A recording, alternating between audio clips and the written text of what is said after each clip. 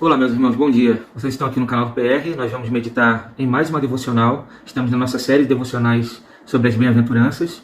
E a próxima bem-aventurança que precisamos meditar é a bem-aventurança que diz: bem-aventurados misericordiosos, pois eles receberão misericórdia. Esse é um assunto bem interessante para a gente meditar. Porque quando a gente fala sobre misericórdia, nós estamos falando de não dar ao outro aquilo que ele merece. Misericórdia da parte de Deus foi exatamente Deus não nos dar aquilo que nós merecíamos. E a Bíblia diz que por conta do nosso pecado, nós merecíamos a justa condenação. Nós merecíamos estar separados de Deus de forma eterna e sofrer o castigo por conta do nosso pecado.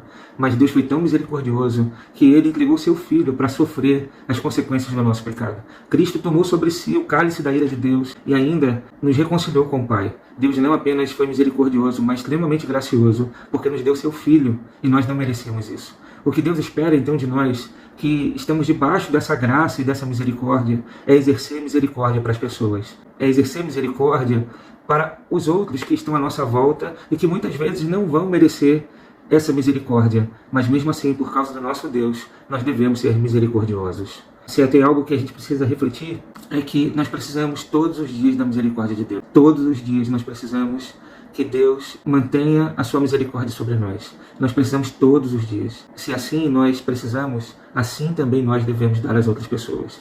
Se nós compreendermos isso, talvez a gente tenha menos problemas de relacionamentos. Talvez a gente consiga perdoar mais. Talvez a gente consiga tolerar mais. Talvez a gente consiga ter mais paciência. Talvez a gente consiga lidar com situações em que o nosso coração é ferido, mas nós colocaremos isso diante de Deus para que isso não nos leve a uma reação ruim. Nós precisamos ser misericordiosos. Se nós entendermos a misericórdia, não só nós mudaremos a nossa relação com Deus, mas também mudará a nossa relação com as outras pessoas. Então hoje, no dia de hoje, seja misericordioso, seja um bem-aventurado que exerce misericórdia. Ainda, se nós pensarmos na sequência das bem-aventuranças, nós vamos chegar à conclusão de que há uma sequência lógica. Veja, nós somos alcançados por graça, bem-aventurança significa isso, e por isso nós somos felizes. E quando somos alcançados por graça, nós olhamos para dentro de si e percebemos a pecaminosidade do nosso coração. Isso nos leva a prantear, a chorar os nossos pecados, e aí nós reconhecemos quem nós somos, e isso traz para nós a humildade.